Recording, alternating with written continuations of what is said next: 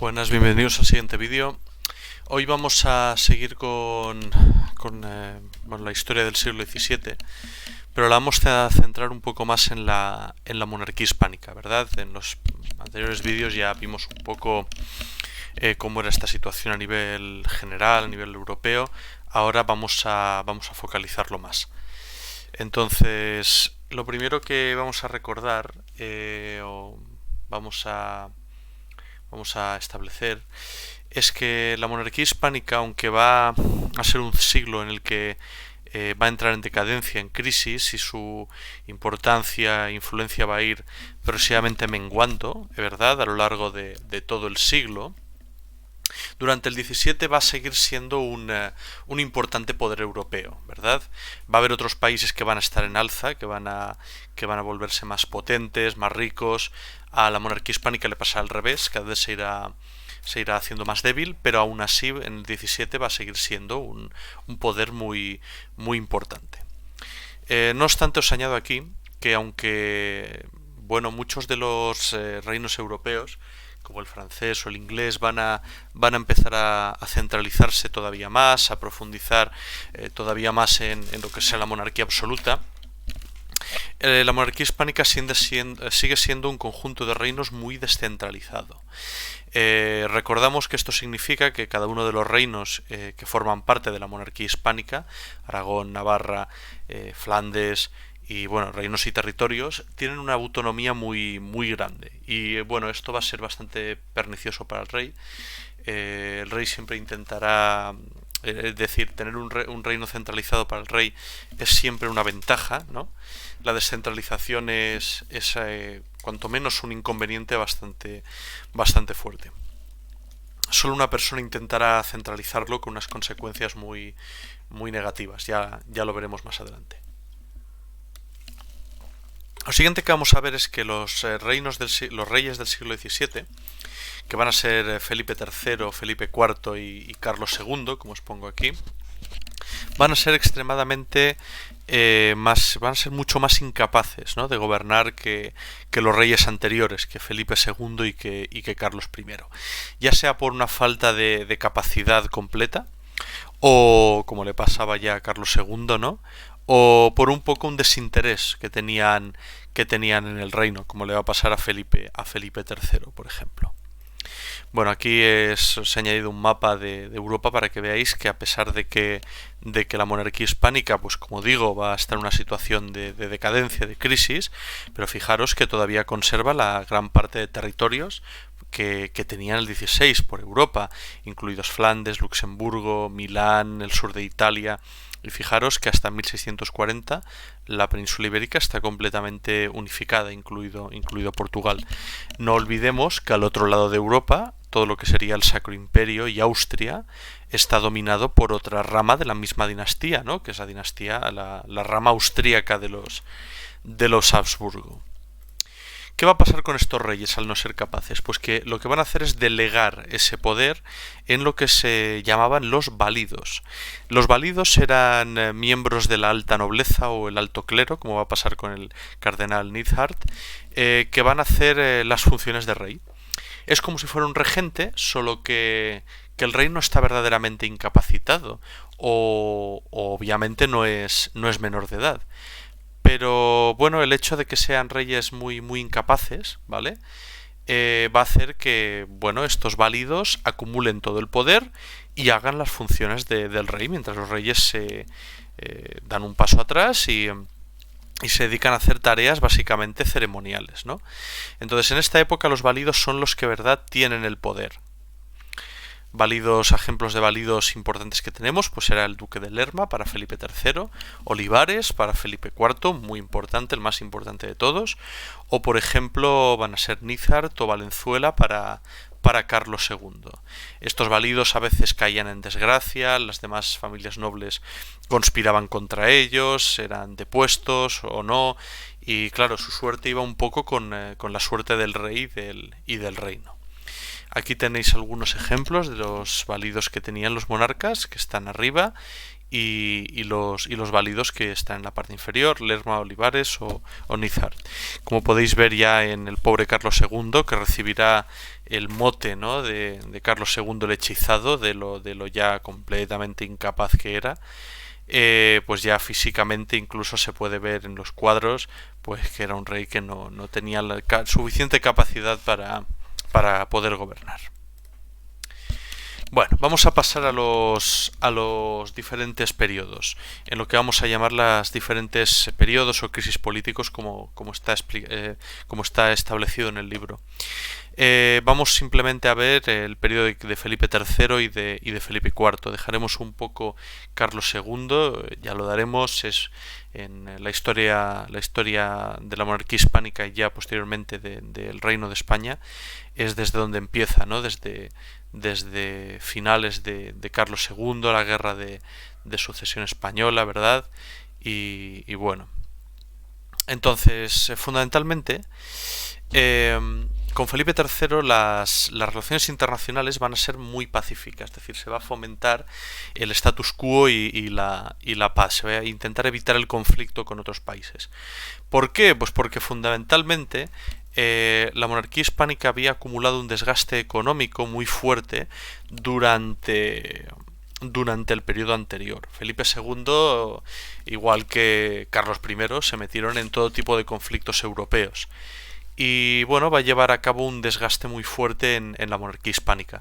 Felipe II mismo tiene que declarar bancarrota, es decir, no poder hacer frente a los pagos, a los gastos del Estado, concretamente, varias veces, con lo cual, pues Felipe III heredará un desastre económico, ¿no? Y entonces pues no va a poder entrar en ningún tipo de conflicto. Para ello firmará la tregua de los 12 años con las Provincias Unidas. Las Provincias Unidas se sitúan aquí, ¿de acuerdo? Es un territorio independiente de facto en la práctica desde finales del 16, pero ya en el 17 ya con la paz de Westfalia ya obtendrá la independencia reconocida. Pues bueno, desde principios del 17 Felipe III firma una tregua, un alto al fuego de 12 años, básicamente porque ninguno de los dos territorios podía sostener el conflicto bélico, ¿no? Estaban completamente desgastados. Y el Tratado de Londres pone fin al conflicto con Inglaterra, ¿verdad? Que bueno, eso pondrá fin a las guerras de finales del 16 ya que empezaron con Felipe II. Esto no es del todo correcto, sí que, si os fijáis, la guerra de los 30 años, me olvido de poner las fechas, las voy a poner ahora. Aquí. La guerra de los 30 años comienza en realidad durante el reinado de Felipe III, ¿verdad? Felipe III decide apoyar a los austríacos, ¿no? en este empuje por restaurar el catolicismo como religión oficial del Sacro Imperio. Pero en realidad, como Felipe IV hereda en el 21, 3 años después solo, ¿no? La monarquía hispánica se inmiscuye en la guerra de los 30 años, se involucra en el 18, pues Felipe IV va a tener que soportar, ¿no? Toda la carga de los 30 años, ¿verdad? Las exigencias económicas y demográficas. Y por supuesto va a tener que hacer frente a las consecuencias de ambos tratados, de Westfalia y de los Pirineos, que ambos son malos para la monarquía. Bueno, esta es la firma de la tregua de los 12 años, ¿de acuerdo?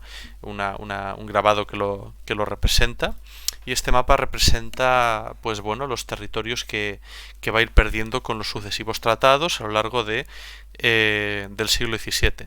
Entre ellas reconoce la independencia de las Provincias Unidas y en la paz de los Pirineos pues pierde estos territorios que veis en azul. Posteriormente pues va a haber otras paces, pues Aquisgrán, Nimega, y entonces pues van a seguir perdiendo territorios ya posteriormente, ¿no? En la segunda mitad del siglo XVII. Sin embargo, van a conseguir mantener, como vosotros podéis ver en este mapa, la mayor parte de los territorios. Las pérdidas son muy pequeñas, aunque existen, ¿no? Pero los territorios italianos, gran parte de Flandes va a seguir bajo dominio de la monarquía hispánica, y casi toda la península ibérica. Observad que Portugal no pertenece, ¿no? Ya en el 48 a la monarquía hispánica.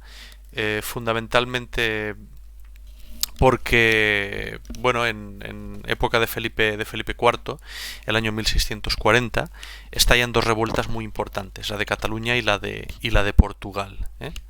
¿Por qué? Fundamentalmente por el gran esfuerzo económico y demográfico de la guerra, pues al final, debido a esa presión que la monarquía hispánica ejercía sobre algunos territorios, pues van a acabar entrando en revuelta, ¿no? Levantándose contra el rey y contra su valido. Y dos, por el esfuerzo centralizador de Olivares. Olivares va a ser el único valido que se atreva a intentar centralizar un poco pues estos distintos reinos que hay, ¿no? Que unificar temas de leyes y sobre todo realizar una especie de ejército permanente, ¿no? De todos los reinos, que se llamaba la Unión de Armas.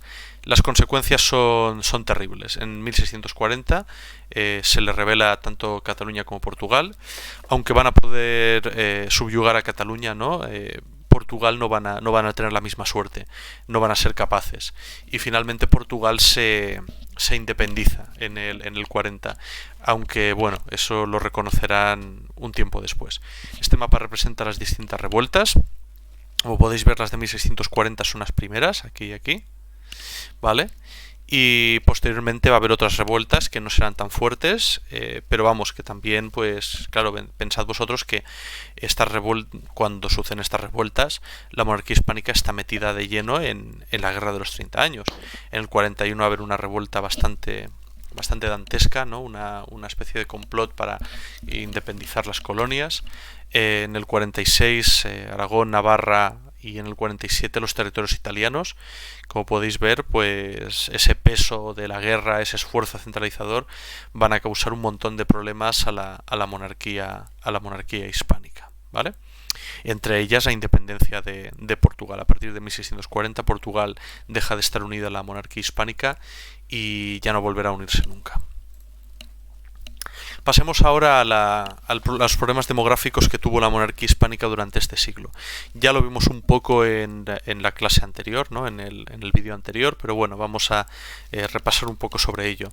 La población hispana decrece, ¿vale? Y esto es muy significativo porque va a lo contrario que muchas de las dinámicas de población de otros países europeos, como Francia, que bueno, su población sube, Inglaterra. ¿Por qué en la monarquía hispánica baja hasta los 6-7 millones? Bueno, pues primero la gran emigración que tenía hacia las Américas, especialmente en Castilla, ¿no? La migración va a ser muy fuerte y por lo tanto pues al final terminará por perder población. Los efectos de la guerra y sobre todo las revueltas internas, todas esas revueltas al del año 40, 46, 47, pues van a hacer que eso tenga un impacto muy, muy negativo en la demografía, ¿no? de la monarquía hispánica. Y finalmente las epidemias del 17 que bueno, van a seguir impactando en la población, ¿no? Van a seguir afectando muy, muy fuerte en la población. Recordamos la epidemia de peste que vimos en la anterior clase de mediados del 17, ¿no? Cómo se expande por toda la zona sur y el levante de la península ibérica. Pequeño gráfico que ya os enseñé para que veáis un poco esas tendencias, ¿no? Como la población tiende a decrecer, se empieza a recuperar un poco a finales de siglo, pero claro, digamos todo este bajón demográfico es muy fuerte, como podéis observar. Otro tema demográfico que no tratamos fue otro evento muy dramático a principios de siglo, que fue otra expulsión de los moriscos. Con este mapa lo veréis mejor. Como podéis ver, pues bueno, sobre todo en el Reino de Castilla, toda la población morisca había quedado muy reducida, pero no en todo lo que serían las zonas de Aragón y Navarra. Esta expulsión fuerza a unos 300.000 moriscos a abandonar la península ibérica. La mayor parte de ellos se van al norte de África, donde bueno, todos estos países tendrán un empuje demográfico fuerte, y algunos a Francia. Bueno, las consecuencias, como os podéis imaginar, son muy malas. La monarquía hispánica pierde población, 300.000 personas, y además en las zonas donde la población ha desaparecido, pues claro, se reduce la producción agraria, el comercio decae y la corona genera menos impuestos. Entonces las consecuencias pues van a ser muy, muy malas, ¿no? Y ayudarán a agravar esta situación. Bueno, cerramos el punto entrando un poco en todo lo que sería la economía, ¿no? del momento. Sobre todo tenéis que ver que el 17 no es un buen siglo para la monarquía hispánica, al menos en materia económica. Tanto la agricultura y la industria, como vimos ya en el anterior vídeo, entran en crisis, la producción agraria baja, hay muy pocos avances técnicos, al menos en estos territorios. Los avances técnicos se dan más en el norte de Europa, aquí en el sur, en la Europa mediterránea, los avances son mínimos. La industria le pasa un poco lo mismo. Y además, algo que no tratamos es que a esta mala situación, a esta influencia de los gremios, a este desastre demográfico, pues se une que otros países europeos empiezan a tener una producción industrial mucho mejor que la monarquía hispánica. Y me explico, son capaces de crear un producto de mayor calidad y con un precio bastante más reducido. Y eso va a tener un problema, y es que al tener estos productos que no pueden competir con los productos europeos, pues empezará a entrar mucho producto extranjero a la monarquía hispánica, de forma legal o ilegal. Lo veremos más cuando demos el comercio. Bien, el comercio se mantiene, como ya vimos, es prácticamente una de las pocas actividades económicas que no entra tan en crisis, sobre todo por los mercados coloniales que la monarquía hispánica tiene, ¿vale? Sin embargo, durante este siglo empiezan a agravarse una serie de problemas que ya existían, pero que aquí la monarquía hispánica, al no tener tanto poder de controlarlos, pues claro, se van a agravar. Entre ellos la piratería, el contrabando, ¿no? Cómo se introducen esos productos extranjeros en los mercados nacionales, de forma legal o de forma ilegal.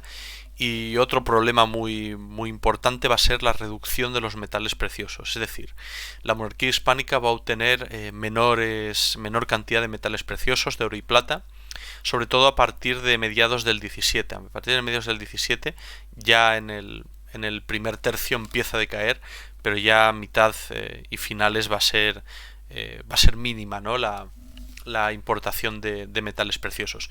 Y recordad que para un país que básicamente se basa en la acumulación de metales preciosos, pues esto fue un trastorno muy, muy importante. Muy bien, y con esto cerramos 3 actividades de las 74-75. A veces tengo problemas con el número de páginas, sobre todo por la edición de mi libro y demás. Si hay algún problema, escribidme, algunos lo habéis hecho ya. Lo pondré en fe de ratas. En la descripción del libro pondré una fe de ratas por si me he equivocado en algo, ¿vale? Aconsejo que lo miréis antes, ¿de acuerdo? Y vuelvo a deciros, no dudéis en escribirme. Pues nada, poco más. Espero que os haya quedado claro todo este periodo del 17 en la monarquía hispánica, así a rasgos generales. Y nada, enviadme las actividades y los esquemas como de costumbre. Muchas gracias, hasta el siguiente vídeo.